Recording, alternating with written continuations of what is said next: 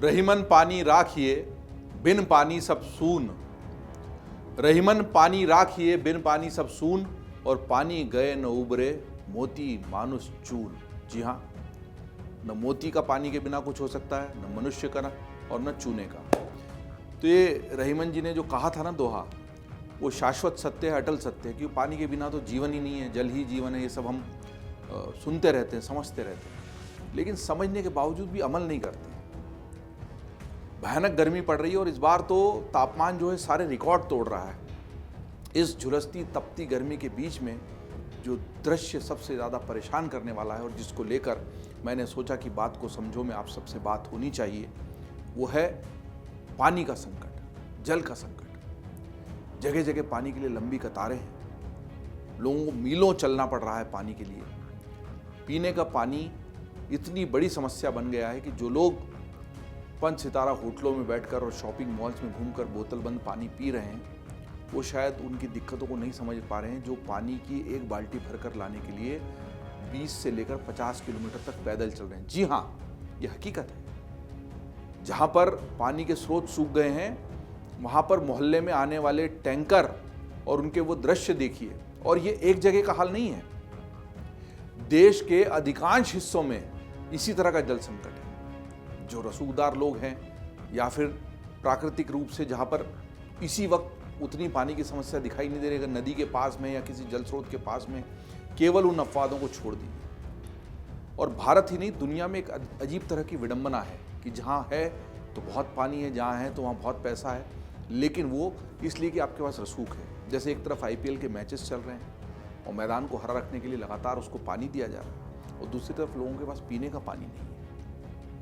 बोतल बंद पानी का व्यापार दिनों दिन बढ़ता जा रहा है, लेकिन दूसरी तरफ प्राकृतिक जल स्रोत सूख रहे हैं। तालाबों को सुखाकर उस पर हवाई अड्डे, शॉपिंग मॉल्स और मकान तो बना लिए हैं, लेकिन उन तालाबों के सूख जाने से जो भूजल स्रोत है उसके सूखने की जो संकट है, उसकी तरफ किसी का ध्यान नहीं है। भारत वो देश है जहाँ पर राजस्थान जैसे राज्य में भी, जहाँ पर पानी इतना कम होता है, पानी को सहेजने की एक परंपरा रही है। इस पर लगातार देश में काम हुआ है और उन परंपराओं को सहेजने के लिए चाहे हमारे जो जल पुरुष कहे जाते रहे राजेंद्र सिंह जी, उनका जो काम है, या अनुपम मिश्र जी, वो अब नहीं रहे दुनिया में। जी हाँ, वही भवानी प्रसाद मिश्र जी के सुपुत्र, उनका जो आज भी खरे हैं तालाब, उनकी वो पुस्तक है जिसमें भारत के पारंपरिक जल स्रोतों को सहेजने की जो तकनीकें हैं उसके बारे में विस्तार से लिखा गया है। लेकिन पता नहीं कि क्यों ये सब सारे जो हमारी खुद की ईजाद की हुई, हमारे खुद की विकसित की हुई तकनीकें हैं और पानी के मूल्य को समझाने वाली हमारी परंपराएं हैं, तौर तरीके, उनको हम क्यों भुला देते हैं। दरअसल भारत दुनिया के उन देशों में शामिल है जो अत्यधिक जल तनाव यानी हाई वाटर स्ट्रेस का सामना कर रहे हैं। लगभग 60 करोड़ भारतीय उच्च से चरम जल, मतलब वाटर स्ट्रेस मतलब जहां पर पानी की दिक्कत है और आगे और बढ़ सकती है। और अगर हमारी 130-140 करोड़ की आबादी में से 60 करोड़ से ज़्यादा लोग इस तरह के जल तनाव के बीच में रह रहे हैं, मतलब आधी से ज़्यादा आबादी जल संकट से ग्रस्त है और परेशान है। भारत में औसत वार्षिक प्रति व्यक्ति जल उपलब्धता 2021 में 1486 क्यूबिक मीटर घन मीटर थी, जिसके 2031 तक गिरकर 1367 घन मीटर होने का मतलब प्रति व्यक्ति जो पानी उपलब्ध है, इसको आसान भाषा में समझें तो वो आज की स्थिति में जो है उससे 20-30% कम होने वाला है। 1700 घन मीटर से कम उपलब्धता को जल तनाव माना जाता है, और अभी 2021-31 में जो आंकड़ा होगा उसको मैं कितना कह रहा हूँ, लगभग 1400। तो जब 1700 से कम होगा तो भी जल तनाव माना जाता है और 1400 से ज़्यादा प्रति व्यक्ति उपलब्धि नहीं होगा पानी, तो ये हमको समझने वाली चीज़ है कि ये हमारा जो जल तनाव है, जो वाटर स्ट्रेस है, वो कितना गंभीर है। और ये केवल जो अभी बोरिंग सूख गए हैं, नलकूप सारे सूख गए हैं, कुओं में पानी नहीं है उतना जितना पहले हुआ करता था, तालाब सूख चुके हैं, इससे नहीं समझना है, इसको साल भर समझना है। और इसीलिए जब पानी आता है, बारिश का पानी, मानसून हमारे लिए भगवान है, मानसून के इंतज़ार में किसान के दिन रात कटते हैं, लेकिन उस मानसून पर निर्भरता कम करने के लिए जो उपाय किए गए, बांध बनाए गए, जल स्रोत नए तैयार किए गए, उसको भुलाते हुए फिर से हम वहाँ चले गए जहाँ पर 20 मीटर, 50 मीटर, 100 मीटर, 100 फीट पर पानी आ जाता था। वहाँ पर अब 800-800 फीट पर, 900 फीट पर या 1000 फीट पर भी पानी नहीं मिल रहा है। तो ये संकट की स्थिति है जिसको समझना पड़ेगा। धरती के सीने में इतने छेद हमने कर दिए हैं उस पानी को निकालने के लिए कि धरती का सीना छलनी हो चुका है, जर्जर हो चुका है। और नीचे भूजल कब आएगा, वाटर टेबल कब बढ़ेगा, जब उसको रिचार्ज करेंगे, जब पानी को वहाँ ठहरने देंगे।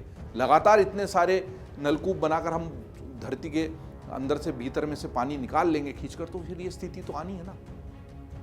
भारत के जो नदी बेसिन है, जो वहाँ पर की भी स्थिति बहुत खराब है। भारत के 12 नदी बेसिनों में लगभग 82 करोड़ लोग ऐसी स्थिति में रह रहे हैं जहाँ प्रति व्यक्ति जल उपलब्धता 1000 घन मीटर, मतलब हम मान रहे हैं 1700 में तनाव है, 1400 के करीब उपलब्धता की बात हो रही है और 1000 घन मीटर से भी कम है। मतलब ये जल संकट की स्थिति ऑलरेडी है इन लोगों के लिए, पहले ही वो इस तरह की स्थिति में जी रहे हैं। इसके बड़े कारण ये हैं कि हम लोग भूजल पर बहुत ज़्यादा निर्भर है। भारत दुनिया में भूजल का सबसे बड़ा उपभोक्ता और उपयोग करता है। जी हाँ, दुनिया के किसी भी देश में भूजल पर इतनी अधिक निर्भरता नहीं है। देश की 80% घरेलू ज़रूरतें और 63% सिंचाई जो है वो भूजल पर निर्भर है। इसका मतलब इतनी नहरें बनाने के बावजूद, इतनी अन्य व्यवस्थाओं के बावजूद धरती के भीतर जो जल संचित होता रहा है इतने बरसों से, वो जल हमारे लिए बहुत बड़ा स्रोत है और यही संकट का सबसे बड़ा कारण। इतनी नदियाँ देश में, और इसीलिए नदी जोड़ने की योजनाएं आई, नदी जोड़ने की बात हुई, उसको लेकर खूब बहस हुई, खूब डिबेट हुई, उसके प्राकृतिक प्रभाव और क्या व्यावहारिक रूप से संभव है नहीं है। लेकिन फिर भी इतनी नदियाँ और इतनी प्रचुर जल उपलब्धता के बाद भी हम लोगों की जो निर्भरता है अगर भूजल पर है तो उसकी एक सीमा है, और उसमें अगर रिचार्ज नहीं हो रहा और हम केवल खींचे जा रहे हैं तो ये तो वैसा ही है कि बैंक में पैसा है नहीं, आप निकाले जाएंगे तो पैसा तो खत्म होना ही होना है, डिपॉजिट कुछ हो नहीं रहा और निकाले जा रहे हैं। सबसे बड़ी बात ये कि जो जल उपलब्ध है और उसमें से जो निकाला जा रहा है उसका जो आंकड़ा है, उसका जो रेशियो है बहुत गड़बड़ है। भारत का कुल वार्षिक भूजल पुनर्भरण यानी जो रिचार्ज है वो 446.90 बिलियन क्यूबिक मीटर आंका गया है, जबकि वार्षिक भूजल निकासी 245.64 है। मतलब यहाँ पर जो हेर फेर है आवक जावक में वो आपको साफ दिखाई देगी। जो अंतर है वही हमारे जल संकट का बड़ा कारण है। हालांकि कई राज्यों जैसे पंजाब और हरियाणा में है उसमें पुनर्भरण क्षमता से 1.5 गुना अधिक है, लेकिन वहाँ पर जो स्थिति है पूरे देश में हर राज्य में ऐसी नहीं है। इसका बड़ा कारण यह है कि हमारे एग्रीकल्चर सेक्टर जो कृषि क्षेत्र है उसकी सिंचाई की मांग बहुत ज़्यादा है। भारत के कुल वार्षिक भूजल उपयोग का लगभग 87% हिस्सा केवल कृषि क्षेत्र में खपत में आता है, सिंचाई के लिए हमको ज़रूरत पड़ती है।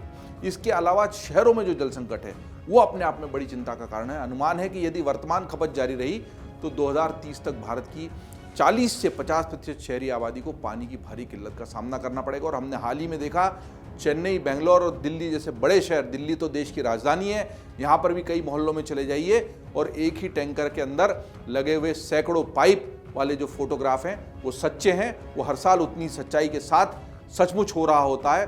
और बेंगलुरु में जो जल संकट आया था वो सबने देखा, चेन्नई में भी। लेकिन इसमें एक जो विडंबना है उसको ध्यान रखना पड़ेगा। इसी चेन्नई और बेंगलुरु में बाढ़ भी आई, इतना पानी बरसा कि वो पूरे शहर में बड़े बड़े मकान और करोड़ों के मकान, आलीशान बंगले भी डूब गए। क्यों डूब गए?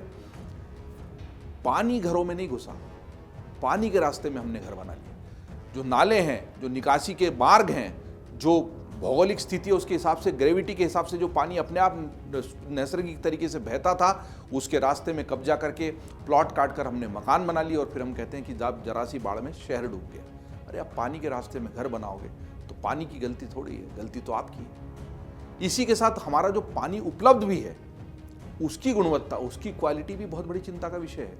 देश के 440 जिलों में परीक्षण किए गए नमूनों में से लगभग 5वां हिस्सा दूषित पाया गया। मतलब हर जो सैंपल लिया गया उसका जो 5वां सैंपल था वो प्रदूषित था, वो फेल हुआ और उसमें यूरेनियम, फ्लोराइड और आर्सेनिक जैसे खतरनाक जो तत्व थे वो सीमा से अधिक मात्रा में पाए गए। मतलब भूजल भी जो है वो सुरक्षित नहीं, हम निचोड़े जा रहे हैं, उसमें से ले रहे हैं। कई जगहों पर आरओ लगे हुए, आरओ के थ्रू उसको TDS को कम करके हम पानी पी रहे हैं, लेकिन पानी अंदर जो है इतना ख़राब है कि कई जगह इस वजह से बड़ी बड़ी बीमारियों की और जल संकट की स्थिति भी हुई है।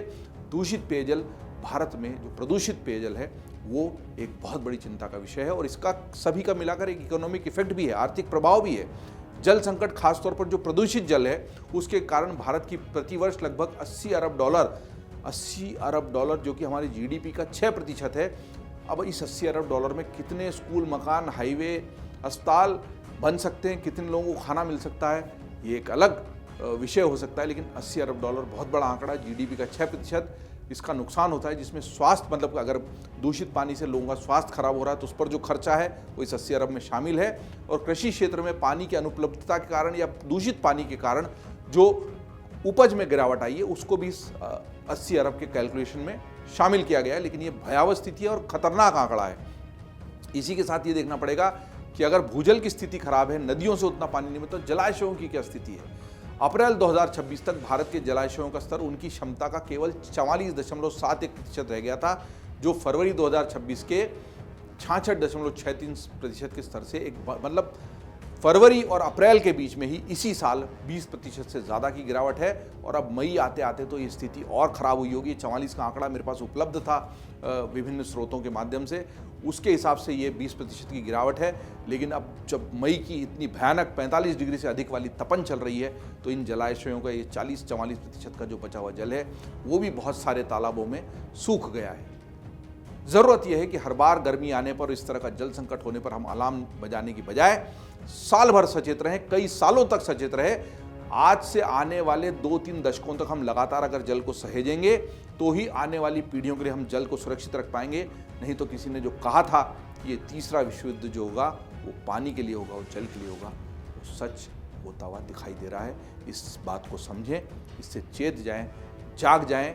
अगर घर में 2 बूंद पानी भी बच रहा होगा तो हाँ जी, 2 बूंद पानी भी बच रहा होगा तो उसको ज़रूर बचाइए। जल है तो जीवन है, जल है तो कल है। इसको केवल नारे और निबंध में मत रखिए, जीवन में अमल में ले आइए। तो बात को समझने और समझाने के सिलसिले के लिए हमारे लिए एक बड़ी उपलब्धि हो सकती है। अन्य खबरों के लिए आप देखते रहिए अमरउजाला.com। अगर आप ये वीडियो YouTube पर देख रहे हैं तो हमारे चैनल को सब्सक्राइब कर बेल आइकन दबाएं, और Facebook पर देख रहे हैं तो हमारे पेज को लाइक करें।